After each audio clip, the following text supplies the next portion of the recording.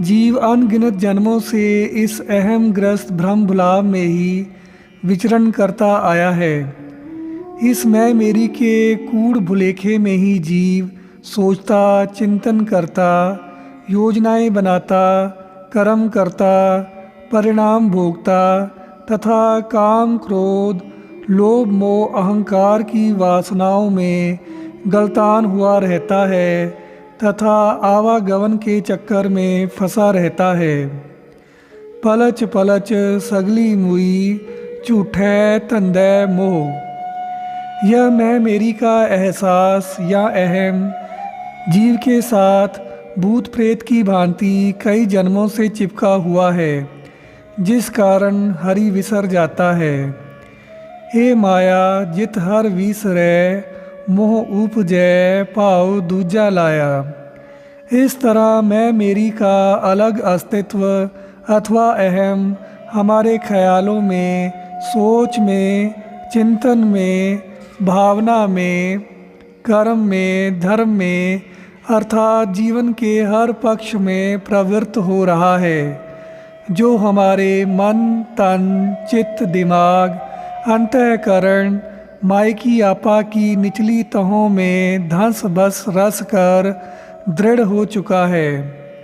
इस तरह हम मैं मेरी या अहम का अनजाने ही चिंतन, अभ्यास, सिमरन करते रहते हैं। अहम ग्रस्त अलग अस्तित्व का यह एहसास हमारे अंदर इतना दृढ़ हो चुका है कि मैं मेरी की भावना के बिना हमारा जीवन अधूरा, फीका तथा नीरस प्रतीत होता है।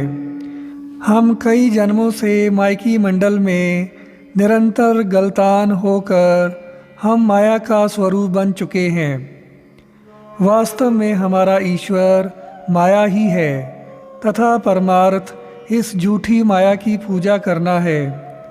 यह जग मीठा, अगला किसने डीठा वाली हमारी आंतरिक हालत हो चुकी है। इस झूठी माया रानी का ही हम ख्याल करते हैं, चिंतन करते हैं, योजनाएं बनाते हैं, चापलूसी करते हैं, अभ्यास करते हैं, हुक्म मानते हैं, पूजा करते हैं, कर्म करते हैं, परिश्रम करते हैं।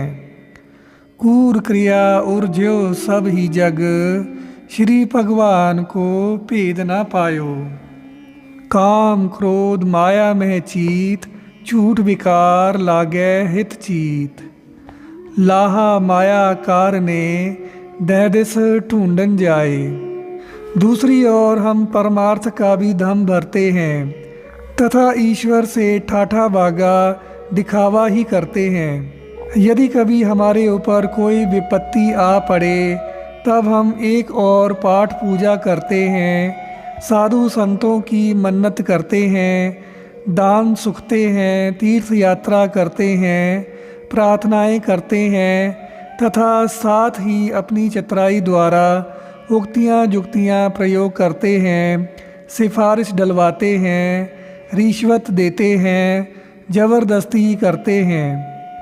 यह दुविधापूर्ण खेल केवल मनुष्य योनि ही खेलती है।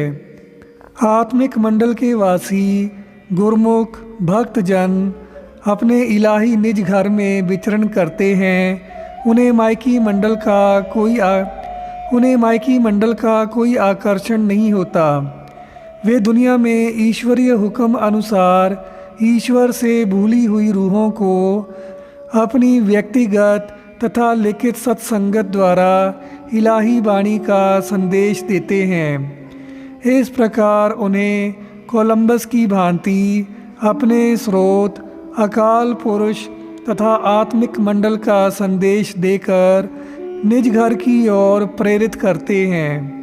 इन आत्मदेश के निवासियों, गुरुओं, अवतारों, भक्तों, साधुओं, संतों, गुरमुख प्यारों की सत्संगत के बिना मायकी मंडल के जीवों को अपने निज घर अथवा आत्म मंडल का ज्ञान नहीं हो सकता। गुरबाणी इस नुक्ते को यूं दर्शाती है, साथ संगत बिना तरेओ ना कोई, बिन संगति सब ऐसे रहें, जैसे पस ठोर। साध संगत बिना भाव नहीं उपजै, भाव बिन भगत नहीं होए तेरी। बिन साधना पाइयै हर का संग, साध संगत गुर शब्द बिन लख 84 जून पवावे। दूसरे शब्दों में मायकी ब्रह्म बुलाव में गलतान हुए ईश्वर को भूले हुए जीवों को इन गुरमुख प्यारों के मेल जोल अथवा सत्संगत द्वारा ही आत्मिक मंडल का ज्ञान होता है, निश्चय आता है, श्रद्धा उपजती है, चाव उपजता है, भूख लगती है, प्यास लगती है, सिमरन होता है, सेवा होती है, आत्म छो लगती है, आत्मिक झलकें कौंधती हैं, आत्मिक जागत उठती है, विस्माद होता है और प्यार आता है, प्रभु की प्राप्ति की ओर बढ़ते हैं।